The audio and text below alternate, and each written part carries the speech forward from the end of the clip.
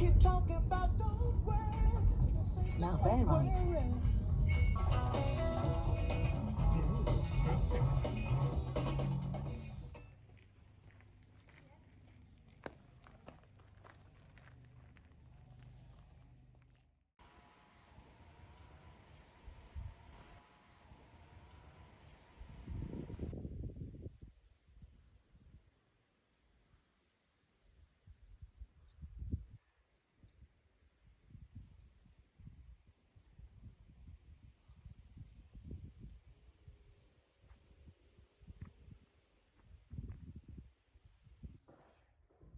King heard about this, made them bankrupt, took all their property and land off them and their money, and then he sold it on to the Clifton family.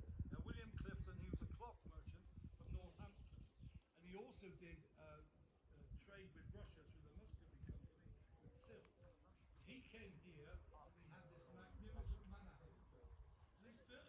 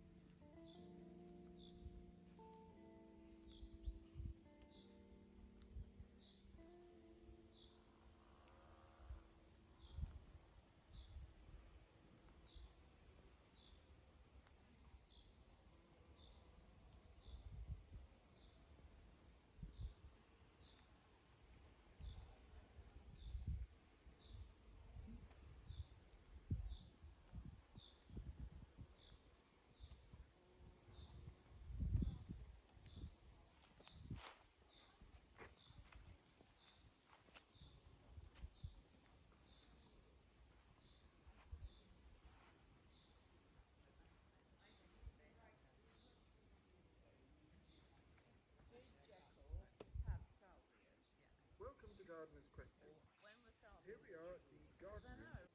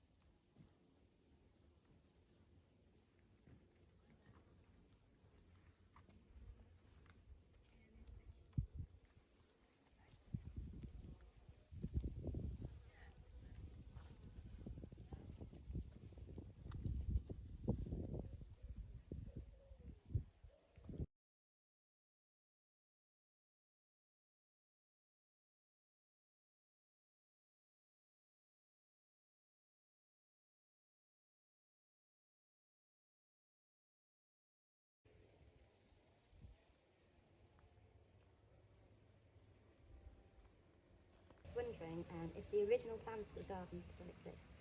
Dale, you're the archivist. Yes, they certainly do. There's a beautiful watercolour of the master plan for the gardens hanging in Strode House for all of our visitors to see. It's a wonderful arts and crafts piece of work. Tudor, who was a famous designer at the time, obviously when she was asked to do this work by the Lyles, all of her plans were bought by another gardener, garden writer, Beatrice Farrand. And after that, they were all sent to Berkeley, the University of California. And those garden plans included some very complex ideas for the South Lawn and the East Garden. They were never completed, I'm glad to say, because several years ago, when we did a geophysics survey of the area of the East Lawn, we found wonderful evidence of a 19th century, well, late 18th century, early 19th century water garden. Thank you, Dale. Next question. I'm Bernard from Ilchester. How much did Lyle's own tastes influence the design of the garden?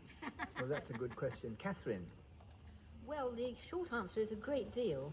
It was Elsie Lyle, the Colonel Lyle's wife, who was the real driving force behind both the planting and also rather bravely reworking some of Gertrude's plans. Of all the gardens, the lily garden really remains the truest to the Jekyll scheme. The long border she plunged in entirely on her own. I think it's a great shame that the Lyles and Jekyll didn't have managed to develop a proper designer-client relationship. I can imagine a real friendship and respect between them. They were all lovers of nature and of architecture, of rural crafts and old tools, and they were clearly all terrific company. Gertrude Jekyll was a bit old by then. She was old, but she remained a tremendously charismatic person right up to her death at the age of 89. Well, thank you, Catherine. Next question. Hello, I'm Kate from Wells. Have the public always been allowed to visit the gardens? Back to you, Dale. The gardens were first opened in 1932, and apart from during the war, they have remained so ever since. The National Trust only insisted that the house was to be open on a Wednesday, and that, strangely enough, was only for National Trust members and persons of good repute. But the Lyles went a step further, and they opened their gardens as well, and maintained that they should be open for the public. Thank you very much, Dale. One more question now for the whole panel. to finish this short programme, just tell us which is your favourite time of year here. Christine, let's start with you. I think my favourite time is probably the autumn. It's the time in a way that's most difficult to sort of garden for. So all the autumn plants, all the dahlias, all the lovely sort of rudbeckias and the autumn herbaceous plants are at their best, the asters, Michaelmas daisies.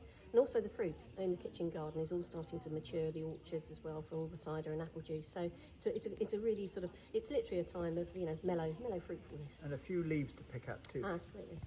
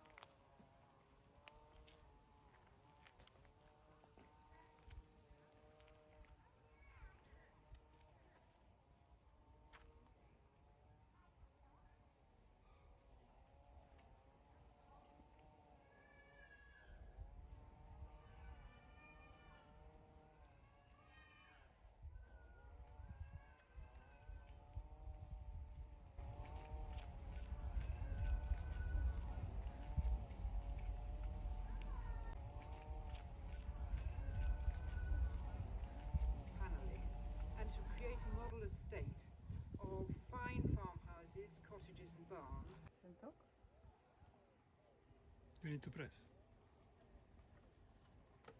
Welcome to Gardener's Questions. Today we're coming from the kitchen garden here at Barrington Court.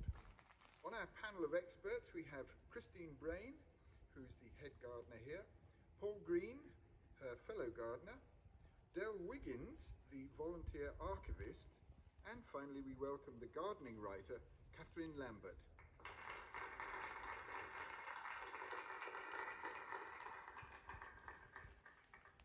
And our first question comes from